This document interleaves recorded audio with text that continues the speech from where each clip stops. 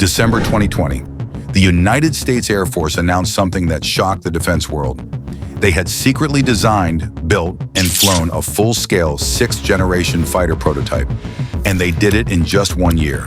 But here's what they didn't tell you.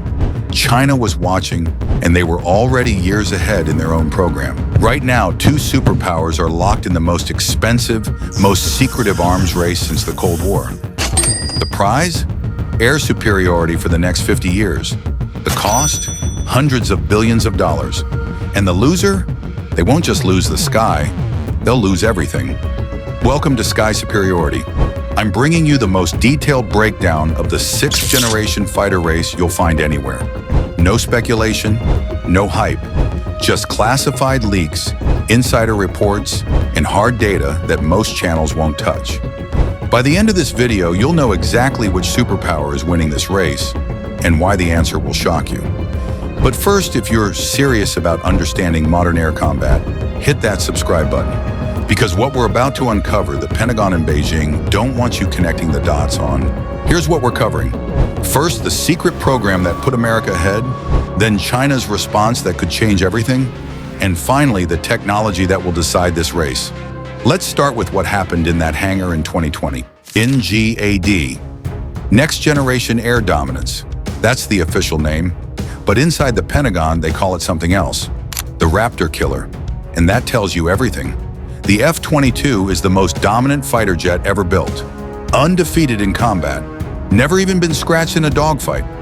But the Air Force isn't upgrading it. They're replacing it. Why? Because 6th-generation warfare isn't about dogfighting anymore. It's about something far deadlier. In September 2020, Dr. Will Roper, the Air Force's acquisition chief, dropped a bombshell. Quote, "We've already built and flown a full-scale flight demonstrator in the real world. Nobody saw it coming. Not Congress, not defense contractors, not even most Air Force generals. They designed, built, and flew a 6th-generation prototype faster than it takes Boeing to update a software patch. How did they do it so fast? 2 words, Digital Century Series. Instead of spending 30 years designing one perfect jet, like the F-35 disaster, the Air Force is building multiple prototypes rapidly.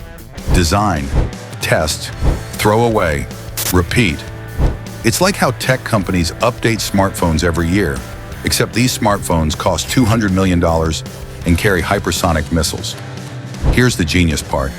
They're using AI to design these jets, not engineers sitting at desks for decades.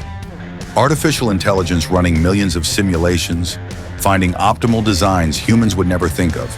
And they're building them modularly, wings from one contractor, fuselage from another, engines swappable like Lego blocks.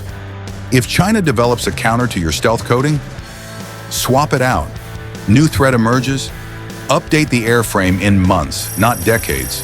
This isn't evolution, it's revolution. So what can NGAD actually do?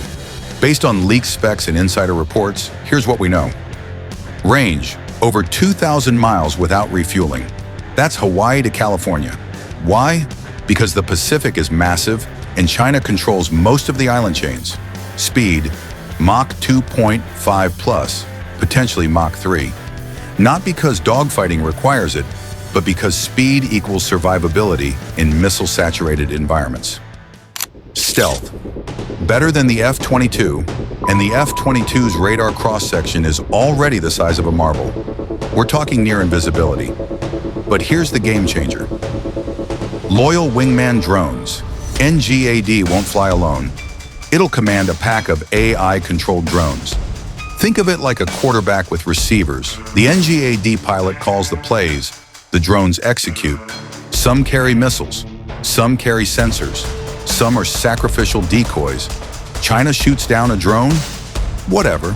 They cost $5 million, not $200 million. And you just revealed their air defense positions. But NGAD has massive problems. First, cost. Early estimates put each jet at $300 million. That's insane. The Air Force wants to buy hundreds. Congress is already balking. Second, timeline. They promised operational jets by 2030, but Lockheed, Boeing, and Northrop are all bidding, and none of them have finalized designs.